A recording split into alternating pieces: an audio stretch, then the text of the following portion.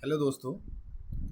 आज हम आपके सामने लाए हैं गवर्नमेंट की एक ऐसी स्कीम जिसने अब तक कितने ही लोगों को नए रोजगार के अवसर पैदा किए हैं और आज तक जो माइक्रो स्मॉल एंटरप्राइज है उनके लिए एक सब्सिडी का एक बहुत बड़ा सोर्स जो है वो ये स्कीम जो है वो बनी हुई है। तो आज हम बात करने वाले हैं पीएमईजीपी स्कीम, जिसे हम कह सकते हैं prime ministers employment generation programme. तो इसकी हम आज बात करने वाले हैं। ये बेसिकली एक सब्सिडी स्कीम है जो क्रेडिट लिंक्ड सब्सिडी प्रोग्राम है। बेसिकली आप जब लोन लेते हैं यहाँ पर बिजनेस के लिए, एक नए एस्टेब्लिशमेंट को बनाने के लिए या फिर जो है एक बिजनेस को सेटअप करने के लिए, तो उस समय आप जो लोन लेते हैं एक प्रोजेक्ट कॉस्ट लगाते हैं वर्किंग कैपिटल और टर्म लोन के रूप में, बैंक से लोन लेने जाते हो तो उस पर आपको जो सब्सिडी मिलती है यहाँ पर, तो उस पर आपको एक सब्सिडी स्कीम यहाँ पर एक कैटेगरी वाइज जो है यहाँ पर आपको दी जा रही है। तो पीएमईजीपी स्कीम गवर्नमेंट की एक फ्लैगशिप स्कीम है और सेंट्रल गवर्नमेंट की ये स्कीम है पीएमईजीपी, और बहुत लंबे समय से जो है वो कई लोगों को जो है रोज़गार यहाँ पर अब तक दे चुकी है। और लगातार जो है ये स्कीम जो है अभी लगातार गवर्नमेंट इसे बढ़ाती रहती है, कंटिन्यूसली इसे बढ़ाती रहती है, और अभी 2026 तक इसे जो है वो वापस बढ़ाया गया है। 2022 में इसे बढ़ाया गया था 2026 तक के लिए। तो इस तरीके से लगातार गवर्नमेंट इसे 5-5 साल के लिए इस तरीके से बढ़ाती आ रही है।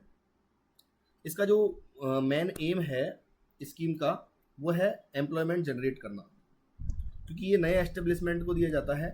तो ये अपने आप में एक बहुत बड़ा जो एम्प्लॉयमेंट है वो ये इकोनॉमी में जो है वो क्रिएट करता है। तो यहाँ पर हम अर्बन एरिया और रूरल एरिया दोनों में जो है ये स्कीम होती है, और इसकी जो एजेंसी होती है वो केवीआईसी और डीआईसी, खादी विलेज इंडस्ट्री जो कमीशन है उसका जो बोर्ड बने हुए हैं जगह जगह पर, वो उसमें जो है एजेंसी के रूप में नोडल एजेंसी के रूप में काम करते हैं। और एक डीआईसी जिला उद्योग केंद्र जो डिस्ट्रिक्ट लेवल पर होते हैं वो जो यहाँ पर जो है काम करते हैं। इसका जो बेसिक ऑब्जेक्टिव है इस स्कीम का वो है जनरेट एम्प्लॉयमेंट। हम बात करने वाले हैं यहाँ पर जनरेट एम्प्लॉयमेंट ये जनरेट करता है। फर्दर ये क्या करता है, provide sustainable self employment opportunities. ये इकोनॉमी में बहुत सेल्फ एम्प्लॉयमेंट क्रिएट करता है। आप जानते हैं एक लंबे समय से ये जो स्कीम है वो लोगों को सेल्फ एम्प्लॉयमेंट सिखा रही है। जो छोटे छोटे कुटीर उद्योग है, लघु उद्योग है, उनका जो डेवलपमेंट में ये स्कीम जो है वो हेल्पफुल हो रही है। और ये rural as well as urban entrepreneur जितने भी है उन सबको जो है एम्पावर कर रही है। तो अब हम बात कर लेते हैं इस स्कीम की एलिजिबिलिटी के बारे में। तो इस स्कीम जो एलिजिबिलिटी है उसमें सबसे पहली जो एलिजिबिलिटी हम देख रहे हैं यहाँ पर, any individual above 18 years of age. सबसे पहले तो आपकी उम्र 18 साल से ऊपर होनी चाहिए। ये एक सामान्य सी बात है कि आप कोई भी कॉन्ट्रैक्ट आप करते हो, कोई भी बैंक से आप लोन लेने जाओगे तो 18 ईयर्स से कम एज जो है यहाँ पर अलाउ नहीं होगी। तो इसलिए ये तो एक जनरल शर्त है। दूसरा, no income ceiling for assistance for setting up project under PMEGP. यहाँ पर सबसे बड़ी जो बेनिफिट यहाँ पर आपको दिख रहा है साफ साफ कि यहाँ पर कोई इनकम सीलिंग नहीं है पीएमईजीपी के लिए। आपकी कितनी भी इनकम है, आप पीएमईजीपी यदि नया सेटअप आप कर रहे हैं तो आप पीएमईजीपी यहाँ पर अवेल कर सकते हैं। एक आपको दिया हो for project costing above ₹10 lakh. Manufacturing के केस में यदि आपका प्रोजेक्ट 10 लाख से ऊपर है और सर्विस के केस में 5 लाख से ऊपर है तो आपको जो है वो यहाँ पर कम से कम 8th स्टैंडर्ड क्वालिफिकेशन आपके पास होनी चाहिए। तो ये आपकी पहली शर्त 18 ईयर्स ऑफ एज। आपके पास इनकम लिमिट यहाँ पर कुछ भी नहीं है। तीसरा, यहाँ पर जो है वो आपकी 8th क्लास एलिजिबिलिटी होनी चाहिए कम से कम, यदि आप 5 लाख रुपए से ज़्यादा का प्रोजेक्ट सर्विस के केस में और 10 लाख रुपए से ज़्यादा का प्रोजेक्ट मैन्युफैक्चरिंग के केस में ले रहे हो। तो ये सबसे बड़ी बात एक और समझ में आ रही है। यहाँ पर ट्रेडिंग के लिए कोई सब्सिडी नहीं है, कोई लोन नहीं है। यहाँ पर मेनली जो फोकस किया गया है वो मैन्युफैक्चरिंग और सर्विस सेक्टर पर ही किया गया है। ट्रेडिंग के लिए यहाँ पर किसी प्रकार की असिस्टेंस प्रोवाइड नहीं की जा सकती है। Assistance is available only for new project यहाँ पर एक आपको यहाँ पर सबसे बड़ी बात दिखाई दे रही है कि न्यू प्रोजेक्ट के लिए ही ये स्कीम जो है वो एलिजिबल होती है। बाद में जो प्रोजेक्ट इसी स्कीम के अंदर अप्लाइड होते हैं उनको बाद में एक्सटेंशन जरूर मिल सकता है फर्दर, बट सबसे पहले जो पीएमईजीपी स्कीम मिलेगी वो केवल न्यू इस प्रोजेक्ट के लिए मिलेगी, एग्जिस्टिंग यूनिट नहीं मिलेगी। बट एक और लिखा हुआ है यहाँ पे अगला, existing unit under PMRY, REGP और any other scheme and units that have already availed government subsidy under other scheme are not eligible. प्रधानमंत्री योजना, रोजगार योजना या फिर जो अदर स्कीम्स यहाँ पर है उनमें यदि मान लीजिए आप स्कीम में एक बार अवेल कर लेते हो तो आप जो है यहाँ पर नहीं ले सकते फ़ायदा। इसके अलावा सबसे पहली बात एक बात लिखी हुई है यहाँ पर एलिजिबिलिटी कंडीशन में, project without capital expenditure are not eligible. मतलब कम से कम आपका कैपिटल एक्सपेंडिचर होना चाहिए। इसका भी एक रेशो दिया हुआ है, जैसे फॉर एग्जांपल मैन्युफैक्चरिंग के केस में आप देखेंगे तो यहाँ पर 60 और 40 का रेशो कंपलसरी होता है। 60% जो है वो आपको टर्म लोन, ठीक है, यहाँ पर आपको लेना होता है, और 40% आप जो है यहाँ पर वर्किंग कैपिटल आप लगाते हैं। Cost of land should not be included in the project cost. यहाँ पर लैंड पर कोई लोन नहीं दिया जाता, लैंड पर कोई सब्सिडी नहीं दी जाती, इसलिए कॉस्ट ऑफ लैंड को आप प्रोजेक्ट कॉस्ट में शामिल नहीं कर सकते। यहाँ पर आप बिल्डिंग शामिल कर सकते हैं, कंस्ट्रक्शन शामिल कर सकते हैं, अपना फर्नीचर शामिल कर सकते हैं, प्लांट एंड मशीनरी आप शामिल कर सकते हैं कैपिटल एक्सपेंडिचर के अंदर, बट कॉस्ट ऑफ लैंड जो है वो यहाँ पर नहीं आ सकती। वर्किंग कैपिटल के लिए भी यहाँ पर एक सर्टेन परसेंटेज पर आपको वर्किंग कैपिटल लोन भी यहाँ पर मिलता है, जो आप WCTL की टर्म में भी ले सकते हैं, वर्किंग कैपिटल टर्म लोन के रूप में भी ले सकते हैं, और साथ में आप जो है यहाँ पर आप प्योर CC के रूप में भी ले सकते हैं। PMEGP is available to all new viable micro enterprises including village industries project except activities prohibited by local government authorities and activities indicated in the negative list. आपको नेगेटिव लिस्ट हम बताने वाले आगे, तो उस लिस्ट में जो एक्टिविटीज आती है वो सभी जो है वो PMEGP अवेल नहीं कर सकती है, या फिर गवर्नमेंट ने या फिर जो लोकल अथॉरिटीज़ है उसने जिन प्रोजेक्ट के लिए जिन एंटरप्राइज या बिजनेस के लिए जो है वो अलाउ नहीं कर रखा है, तो उनको भी जो है आप PMEGP के अंदर नहीं कर सकते। इसीलिए यहाँ पर एक कंडीशन होती है कि आपको जो है यहाँ पर लोकल जो भी आपका बेसिकली लोकल अथॉरिटी होती है या फिर पंचायत होती है, वहाँ से आपको यहाँ पर NOC जो है वो बेसिकली यहाँ पर लेनी होती है इस चीज़ के लिए, वो इसीलिए यहाँ पर दी हुई है क्योंकि कारण क्या है, आप कोई प्रोहिबिटेड एक्टिविटीज़ ना कर रहे हो। इसके अलावा बिजनेस और trading activities in the form of sales outlet may be permitted in specific areas. हाँ, ट्रेडिंग एक्टिविटीज़ यहाँ पर वैसे अलाउ नहीं होती है, बट कुछ स्पेसिफिक एरियाज़ के लिए यहाँ पर आपको बिजनेस और ट्रेडिंग एक्टिविटीज़ ये हो सकती है, वो हम आगे बात करेंगे। Transport activities for tourist general public transportation will be allowed with A ceiling of 10%। तो 10% एक्सपेंडिचर आपका ट्रांसपोर्ट एक्टिविटीज़ के लिए हो सकता है टोटल आपके बजट में। आगे हम बात करने हैं, the following list of activities will not permitted under PMEGP। मैं अभी बात कर रहा था आपको जस्ट पहले कि नेगेटिव लिस्ट के बारे में, तो हम नेगेटिव लिस्ट पे आ चुके हैं। तो कुछ इंडस्ट्रीज़ है, कुछ एक्टिविटीज़ है जिनको नेगेटिव लिस्ट में यहाँ पर डाला गया है, जिन पर जो है जिन बिजनेसेस के अंदर आप यदि काम कर रहे हैं तो आपको PMEGP में आप सब्सिडी अवेल नहीं कर सकते हैं। तो यहाँ पर बात आ रही है एनी इंडस्ट्री और बिजनेस कनेक्टेड विद मीट, जो स्लॉटरिंग हाउस है उससे जो इंडस्ट्री है वो यहाँ पर किसी प्रकार की सब्सिडी अवेल नहीं कर सकती। प्रोडक्शन, मैन्युफैक्चरिंग और सेल ऑफ इंटॉक्सिकेंट आइटम्स, जो जहरीले पदार्थ है उनमें जो काम कर रहे हैं, जैसे बीड़ी है, पान है, सिगार है, सिगरेट है, इन सब में जो मैन्युफैक्चरिंग कर रहे हैं या फिर इनसे रिलेटेड जो बिजनेस है उन सब में जो है यहाँ पर एप्लीकेबल नहीं होगी PMEGP। एनी होटल, ढाबा और sales outlet serving liquor, preparation, producing tobacco as raw material, tapping off toddy for sale will not be allowed. ये सारे जो है यहाँ पर अलाउड नहीं होगा, बट सर्विंग और selling non vegetarian food at hotel, dhaba will be allowed. मतलब यदि मान लो कोई होटल, ढाबा है, वो यदि टोबैको जैसे प्रोडक्ट है और लिकर जैसे प्रोडक्ट है यदि वो सर्व कर रहे हैं तो PMEGP के अंदर वो अवेल नहीं कर सकते, बट नॉन वेजिटेरियन फूड यदि वो बेसिकली सर्व कर रहे हैं तो वो PMEGP जो है वो यहाँ पर ले सकते हैं, और वेजिटेरियन कर रहे हैं तो वो तो ले ही सकते हैं।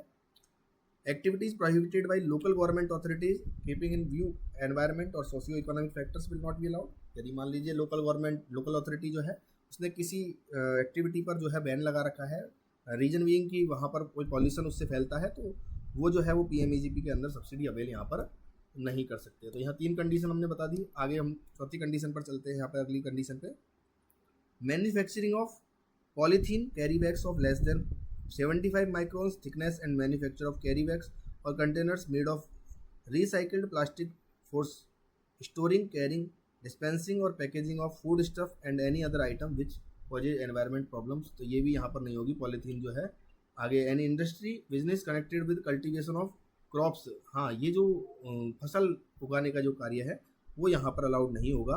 टी, कॉफ़ी, रबर जो है आप लगाने वाले हैं, कल्टीवेशन करने वाले हैं, तो उसको यहाँ पर अलाउ नहीं करेगा। मतलब एग्रीकल्चर यहाँ पर अलाउ नहीं होगी, हॉर्टिकल्चर यहाँ पर अलाउ नहीं होगी, फ्लोरिकल्चर यहाँ पर अलाउड होगी, और एनिमल हस्बेंड्री भी यहाँ पर, पशुपालन जो है वो भी यहाँ पर अलाउड नहीं होगा। बट मैं यहाँ पर आपको बता देना चाहता हूँ कि 2022 के अंदर, दिसंबर 2022 के अंदर एक सर्कुलर जो है पीएमईजीपी में आया, और वो जो है वो नाबार्ड के साथ पीएमईजीपी को एक इस तरीके से लिंक किया गया है कि 20 लाख रुपए तक के प्रोजेक्ट जो है वो सर्विस, हम जानते हैं पीएमईजीपी के अंदर जो सर्विस सेक्टर है उसके अंदर 20 लाख की लिमिट है और मैन्युफैक्चरिंग के अंदर 50 लाख की लिमिट है।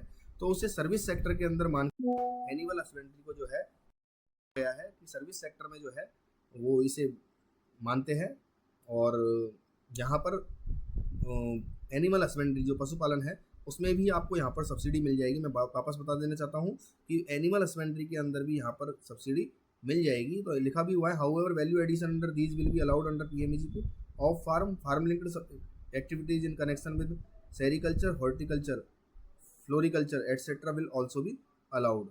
तो ये जो है इसकी वैल्यू एडिशन यदि आप करते हैं इन फार्म्स में तो वो अलाउड हो जाएगा। और इसके अलावा एनिमल हस्बेंड्री जो है वो 20 लाख रुपए तक जो है पशुपालन जो है एक्टिविटी उसको अलाउड कर दिया गया है यहाँ पर। Following industries business connected with animal husbandry will also be allowed, dairy, poultry, aquaculture और इंसेक्ट्स। तो ये भी जो है अलाउड यहाँ पर की गई है। Piggery which is major source of livelihood in NER में also be allowed in NER states only. ठीक है, जो पिगरी को भी यहाँ पर जो है वो अलाउड कर दिया गया है। आगे रिक्वायर्ड डॉक्यूमेंट जो है हम बात करते हैं यहाँ पर। तो रिक्वायर्ड डॉक्यूमेंट आपकी जो केवाईसी है वो डॉक्यूमेंट आपको यहाँ पर चाहिएंगे, जिससे अपना आधार कार्ड, पैन कार्ड जैसे डॉक्यूमेंट। इसके अलावा कास्ट सर्टिफिकेट आपको जो है, आपको क्यों कारण क्या यहाँ पर क्या है, कास्ट के हिसाब से जो अलग अलग सब्सिडीज मिलती है बेसिकली।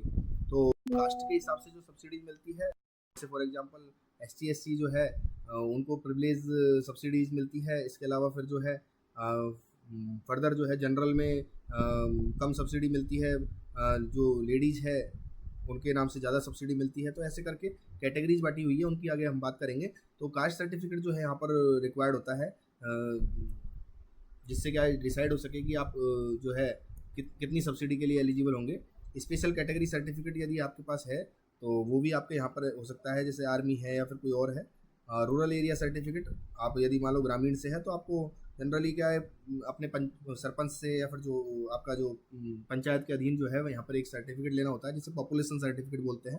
तो वो जो है आपका इस बात को बताता है कि आप रूरल एरिया में है या शहरी एरिया में है, अर्बन एरिया में है। प्रोजेक्ट रिपोर्ट आपको यहाँ पर चाहिए होती है, एक DPR आपको चाहिए होती है, जो पीएमईजीपी के फॉर्मेट में होती है या फिर जो है अदर फॉर्मेट में भी हो सकती है। इसके अलावा एजुकेशनल जो आपकी क्वालिफिकेशंस है, आपकी सर्टिफिकेट्स हैं, वो आपको चाहिए होगी। मैं पहले ही बता चुका हूँ 8th क्लास तक जो है यदि आप हो तो ऐसे केस में आप केवल मात्र जो है सर्विस के केस में 5 लाख और मैन्युफैक्चरिंग केस में 10 लाख तक की जो है प्रोजेक्ट कॉस्ट तक जा सकते हैं। बट आप जो यदि मान लो 8वीं से ऊपर है तो आप जो फिर 20 लाख जो है सर्विस के केस में और 50 लाख तक जो है मैन्युफैक्चरिंग केस में जा सकते हैं। इतना और बता देना चाहता हूँ, पहले पीएमईजीपी की जो लिमिट थी वो मैन्युफैक्चरिंग केस में केवल 25 लाख रुपये थी, ठीक है, और सर्विस के केस में पहले 10 लाख रुपये थी। इसे बढ़ाकर जो है 50 लाख और 20 लाख किया गया है। और इसके अलावा कोई और डॉक्यूमेंट है जिससे आपका स्कोर कार्ड बनता है। बेसिकली पीएमईजीपी में स्कोर कार्ड सिस्टम होता है कि आप कितने दिन से बैंकिंग यूज़ कर रहे हैं, बैंक के साथ रिलेशन आप जो है वो कितने दिन से मेंटेन कर रहे हैं, राशन कार्ड जो है आपका, और फर्दर जो है आप कितने दिन मतलब बेसिकली आपकी सिविल क्या है, या फिर जो आपका DSCR कितना आ रहा है।